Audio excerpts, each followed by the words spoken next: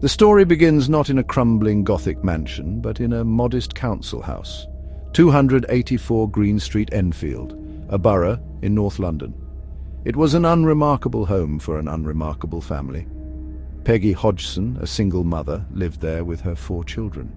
Margaret, who was 13, Janet, who was 11, Johnny, 10 years old, and Billy, the youngest, at just 7. Their lives were simple, filled with the usual ups and downs of a working-class family in the late 1970s. The house itself held no dark history, no tales of murder or ancient curses. It was just bricks and mortar, a place of shelter and routine until the end of August 1977. No one could have predicted the storm that was about to break over this ordinary family. The children went to school. Peggy worked to make ends meet. The neighbours, Vic and Peggy Nottingham, lived their lives next door, largely unaware of the Hodgsons beyond a friendly nod. The world outside of Green Street was concerned with punk rock and economic strife, not with things that go bump in the night. The very ordinariness of it all is what makes the subsequent events so profoundly disturbing. It serves as a stark reminder that the veil between our world and another can be torn anywhere at any time without warning or reason. The Hodgson children were typical for their age. They played, they argued, they shared secrets. Janet, in particular, was a bright and somewhat boisterous girl on the cusp of adolescence. It is often said that poltergeist phenomena seem to center around a young person, usually a girl, going through the emotional and hormonal turmoil of puberty. Was this the key, a latent energy within Janet waiting for a trigger? Or was she simply an innocent vessel, chosen by something unseen and malevolent to be its mouthpiece, its plaything in a terrifying game that would soon capture the attention of the entire world? Before the knocking started, before the furniture danced and the voices whispered, life was normal. The nights were for sleeping, the walls were for silence. The greatest fear might have been a scraped knee or a telling off at school, but something was stirring in the quiet corners of 284 Green Street. An unseen presence was gathering its strength, waiting for the perfect moment to announce itself. The family, completely oblivious, went about their daily lives, unknowingly standing on the precipice of a nightmare that would challenge everything they thought they knew about reality and the world beyond it. The ordinary was about to become extraordinary in the most terrifying way imaginable. It all started simply enough, so simply in fact that it was almost dismissed. On the night of August 30th, 1977, Janet and her brother Johnny complained to their mother. They said their beds were wobbling. Peggy Hodgson, tired and likely skeptical, told them to stop messing about and go to sleep. But the children were insistent. The next night, the phenomenon returned, more forcefully this time. As Peggy tucked them into bed, she heard it herself. A shuffling sound, like someone dragging slippers across the floor. She checked the room. No one was there. The children were in bed, wide-eyed and frightened. Then came the knocks. 4 distinct, loud knocks on the wall separating the bedrooms. They seemed to come from nowhere and everywhere at once. Peggy, now alarmed, knocked back. To her horror, the wall knocked in reply. A chilling, intelligent response from an unseen force. She moved the children into her own room, hoping to escape the sounds, but the knocking followed them. It echoed from the walls and the ceiling, a relentless, percussive torment. The family huddled together, their sense of safety in their own home shattering with each inexplicable rap. This was no longer a childish prank, it was something else entirely. The breaking point came when a heavy chest of drawers began to move. Peggy watched in disbelief as the solid piece of furniture slid across the floor, blocking the bedroom door. She tried to push it back, straining with all her might, but an invisible force resisted her, pushing from the other side. Panic set in. This was not just sounds anymore. It was physical, powerful, and malevolent. In a state of terror, she gathered her children and fled the house, seeking refuge with her neighbours, the Nottinghams. She burst into their home, breathless and frantic, exclaiming, "We've got a poltergeist!" Vic Nottingham, a sturdy builder, was understandably skeptical. He went next door to investigate, expecting to find a rational explanation. He walked through the silent, empty house, checking every room. He saw nothing out of place. He heard nothing. Just as he was about to dismiss the whole affair, he heard it. A single, sharp knock from a wall right beside him. Then another from the ceiling. He searched for the source, a loose pipe, the house settling, but found nothing. He left 284 Green Street that night a changed man, convinced that the Hodgsons were not imagining things. The haunting of Enfield had its first outside witness. As the days turned into weeks, the phenomena escalated dramatically. The knocking and moving furniture was soon joined by something far more sinister, a voice. It began as a faint whisper, a guttural growl that seemed to emanate from Janet herself, though her lips barely moved. At first it was just animalistic sounds, barks and hisses. But then it began to form words. The voice was deep, gravelly, and old. It was the voice of a man, rough and crude, speaking through the throat of an 11-year-old girl. It was a shocking and deeply unsettling development that chilled even the most hardened investigators to the bone. This disembodied voice eventually gave itself a name. It called itself Bill. Through a series of rasping, difficult conversations, it claimed to be the spirit of a man who had once lived and died in the house. "Just before I died, I went blind," the voice croaked through Janet. "And then I had a hemorrhage and I fell asleep and I died in the chair in the corner downstairs." This was a stunningly specific claim. It offered a potential identity to the unseen tormentor, a ghost with a history tied directly to the very bricks and mortar of the house. The voice of Bill became a central feature of the case, a direct line of communication with the entity. The voice was not constant. It would come and go, often during periods of intense poltergeist activity. It would swear, tell crude jokes, and sometimes engage in surprisingly coherent conversations with the researchers, Maurice Grosse and myself. We recorded hours of this voice. When we played it back, the sound was undeniably eerie. Skeptics immediately claimed it was simple ventriloquism, a trick performed by a clever little girl. But the vocabulary, the syntax, and the sheer gruffness of the voice seemed far beyond the capabilities of a young child. It was the voice of a weary, cantankerous old man, full of bitterness and regret. One of the most compelling pieces of evidence came later. After the voice had made its claim, the previous owner's son was tracked down. He confirmed the story. His father, Bill Wilkins, had indeed died in the house. He had suffered a cerebral hemorrhage while sitting in his favorite armchair on the ground floor. The confirmation sent a shockwave through the investigation. It was one thing to hear a spooky voice, but it was another entirely to have its claims independently verified. Was this proof of survival after death, or was it an incredibly elaborate and lucky guess by a child seeking attention? The voice of Bill only deepened the mystery. When news of the strange events on Green Street reached the Society for Psychical Research, they dispatched an investigator. His name was Maurice Grosse. Maurice was not a scientist or a lifelong paranormal researcher. He was an inventor, a kindly, patient man who had recently suffered a personal tragedy, the death of his own daughter, also named Janet. This loss had sparked in him a profound interest in the possibility of life after death. He arrived at the Hodgson home with an open mind and a tape recorder, determined to document whatever was happening and perhaps find some answers for himself. He was met with a scene of chaos, a family living in constant fear. I joined the investigation shortly after Maurice. Having already researched several such cases, I brought a more experienced and perhaps more critical eye to the proceedings. Together, Maurice and I formed a team.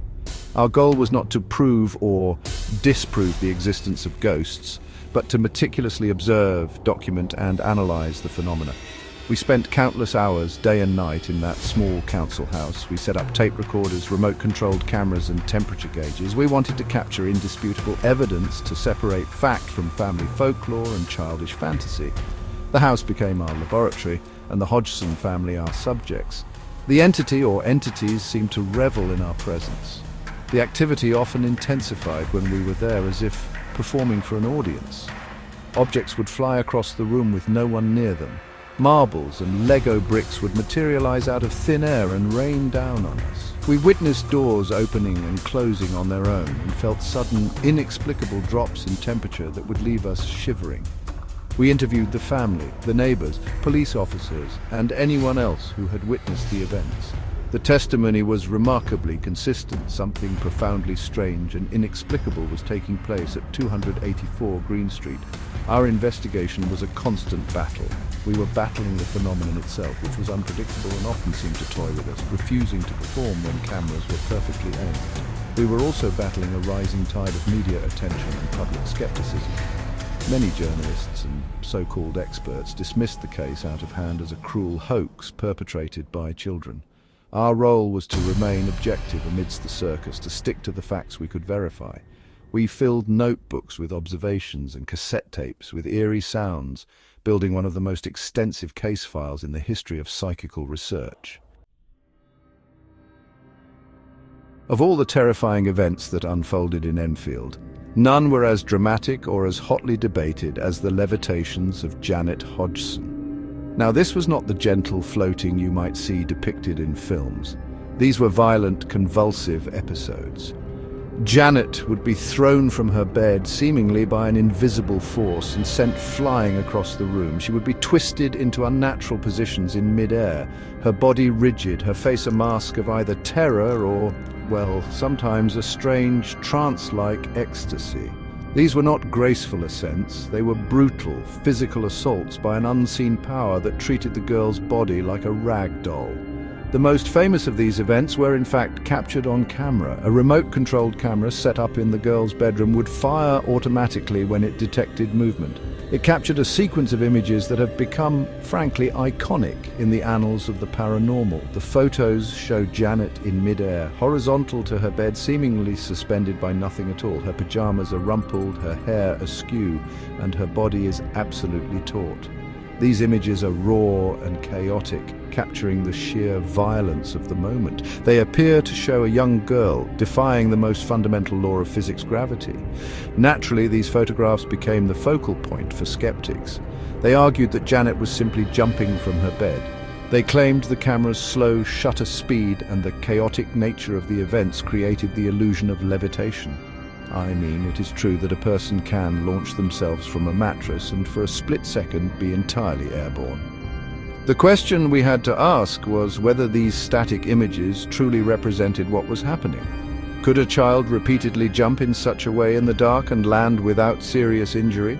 Could she contort her body into such rigid horizontal positions mid-jump? The eyewitness accounts tell a different story. Both Maurice Grosse and I, as well as other visitors to the house, claim to have seen these levitations with our own eyes. We saw Janet being lifted and held in the air. On one occasion, a neighbor who had come to see what the commotion was about watched, aghast, as Janet floated up and spun around in the air before being dropped unceremoniously onto the floor. The photographic evidence is ambiguous and will forever be debated, but the consistent testimony of multiple witnesses suggests that something far stranger than a simple jump was occurring in that small, cramped bedroom. The Enfield case is remarkable not just for the events themselves, but for the sheer volume of evidence we managed to collect. Our primary tools were the tape recorder and the camera. Maurice Grosse, in particular, was diligent in his recording, capturing over 100 hours of audio. These tapes are honestly a chilling library of the haunting. They contain the strange knocking sounds which often seem to respond to questions. They captured the sound of furniture scraping across floors in empty rooms. Most disturbingly, they hold the guttural, rasping voice of Bill, arguing, swearing, and telling his sorrowful tale through the vocal cords of a child. Beyond the audio, there was the photographic evidence captured by press photographer Graham Morris, who spent a great deal of time at the house. He used remote-controlled cameras, sound-activated cameras, and his own quick reflexes to document the phenomenon. He captured images of objects flying through the air, of pillows contorting as if an invisible head were resting on them, and of course, the infamous levitation sequence. While each individual photo could be challenged, the cumulative effect of the entire portfolio is deeply unsettling. It paints a picture of a house in a state of constant, chaotic upheaval, a visual record of a world turned upside down. One of the most compelling pieces of evidence involved a simple Lego brick. During one particularly active period, a small red brick was seen to fly across the living room and strike me on the forehead. The interesting part was not the flight itself, but the temperature of the brick. It was hot, not warm, but distinctly hot to the touch, as if it had been held in an oven. Where did this energy come from? How could an inanimate plastic object heat up in mid-flight?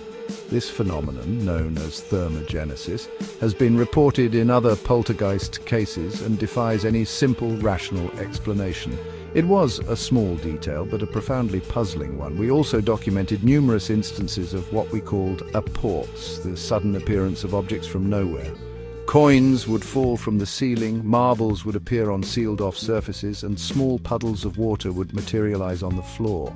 We would carefully search a room, ensure it was empty and sealed, only to return minutes later to find a new object sitting in the middle of the floor.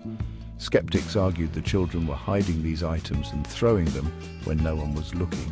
While that was certainly possible on some occasions, the sheer number of incidents and the controlled conditions under which some occurred made a blanket explanation of trickery difficult to accept. From the very beginning, the Enfield poltergeist case was plagued by accusations of fraud. It was, and remains, a deeply divisive subject. Many who looked at the case saw not a supernatural entity, but two clever, attention-seeking little girls, Janet and Margaret. The primary argument from skeptics was that the children were responsible for all the phenomena. They suggested the knocking was done by the girls themselves. The furniture was moved when no one was looking, and the objects were thrown by hand. The voice of Bill, they claimed, was a simple trick of ventriloquism or a laryngeal whistle that Janet had perfected. There is some evidence to support the hoax theory, and it would be dishonest to ignore it. On one occasion, we caught the girls bending spoons themselves. When confronted, they admitted it, saying they wanted to see if the investigators would notice. They claimed they faked some of the incidents to test us because the real phenomena were not always happening on demand. In another instance, a video camera that had been secretly placed in the room captured Janet bending a spoon and attempting to bang a broom on the ceiling to create knocking sounds. This discovery was a significant blow to the case's credibility and gave skeptics powerful ammunition. However, the hoax theory fails to account for everything. Could two young girls really have engineered all the events over a period of 2 years while under near constant observation? Could they have fooled not just their family, but neighbors, police officers, journalists, and experienced researchers? Could Janet have thrown her own voice with such power and for such extended periods that it left her exhausted? Could she have moved the heavy chest of drawers that even her mother struggled with? Could she have caused the hot Lego brick or the verified testimony of Bill Wilkins's death? A simple explanation of the kids, did it feels insufficient. The truth of the Enfield case is likely messy and complicated, lying somewhere in the grey area between genuine phenomena and childish pranks. It is plausible, even probable, that the girls did fake some of the activity, especially when the media spotlight was on them. But it is also plausible that they were at the center of something real and terrifying, and they occasionally embellished the events when the real entity was quiet. The case is a tangled web of verified facts, eyewitness testimony, ambiguous evidence, and admitted trickery. It is this complexity that makes it so endlessly fascinating and so impossible to definitively solve. After nearly 2 years of relentless activity, the phenomena at 284 Green Street began to wane. The visit of a Dutch medium who claimed to have communicated with the entity and helped it move on seemed to coincide with a dramatic decrease in the disturbances. The knocking faded, the furniture stayed put, and the voice of Bill fell silent.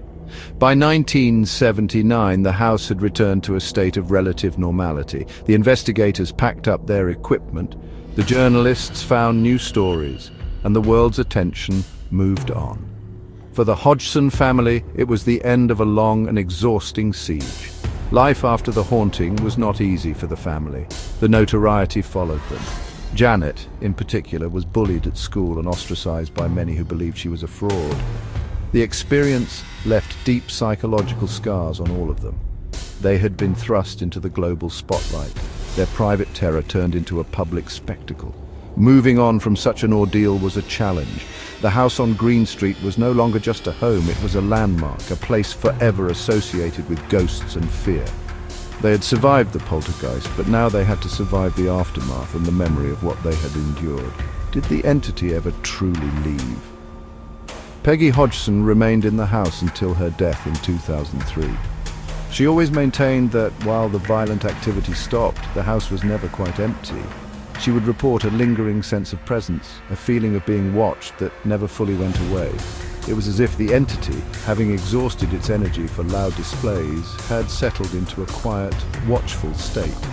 The family that moved in after Peggy's death reportedly experienced their own strange events for a short time, feeling an unease and hearing strange whispers before they too left the house. The case of the Enfield poltergeist never reached a neat conclusion. It didn't end with a ghost being definitively busted or a spirit finding eternal peace. It simply faded away, leaving behind a mountain of questions and a legacy of fear. It became a benchmark case in paranormal research, a story told and retold, debated and analysed for decades. The storm had passed, but the atmosphere it left behind, thick with mystery and doubt, lingered on. The silence that fell over 284 Green Street was, in its own way, as unsettling as the chaos that had preceded it. Years passed. The children grew up, moved away, and started their own families. The Enfield poltergeist became a part of paranormal history, a classic ghost story. Maurice Grosse passed away in 2006, going to his grave utterly convinced that he had witnessed genuine supernatural events in that house. I have continued to write and speak about the case, always maintaining that while some trickery was involved, it was layered on top of a core of inexplicable, authentic phenomena. The debate continues to this day, with believers and skeptics entrenched in their positions, using the same evidence to draw opposite conclusions. But there is one final chilling detail that is often overlooked, a piece of the puzzle that came to light long after the main events had concluded. It is a detail that adds another layer of darkness to the story of the voice of Bill. Years later, when Janet was an adult, she was interviewed about her experiences. She spoke of the voice, the levitations, and the fear. Then she revealed something she had kept quiet for decades. She said there wasn't just one spirit in the house, there were two. The voice of Bill was the one that spoke, the one that communicated, but there was another darker presence. Janet described this second entity as something far more malevolent and frightening. It was this other presence, she claimed, that was responsible for the most violent and terrifying activity. It was this entity that threw her from her bed and delighted in the family's terror.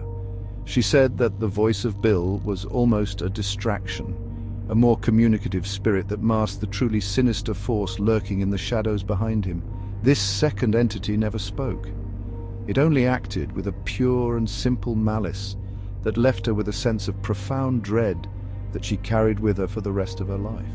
This final revelation reframes the entire case. Was the crotchety old man, Bill, a victim himself, forced to be the mouthpiece for something much worse? Was the entire 2-year haunting a complex interplay between multiple entities and a frightened family? This last secret, revealed so many years later, ensures that the mystery of the Enfield poltergeist will never be fully laid to rest. It suggests that what we, the investigators, witnessed was only the surface of the haunting. The true horror of what happened at 284 Green Street may have been a secret kept by the shadows, a presence that never spoke its name and whose true nature remains to this day terrifyingly unknown.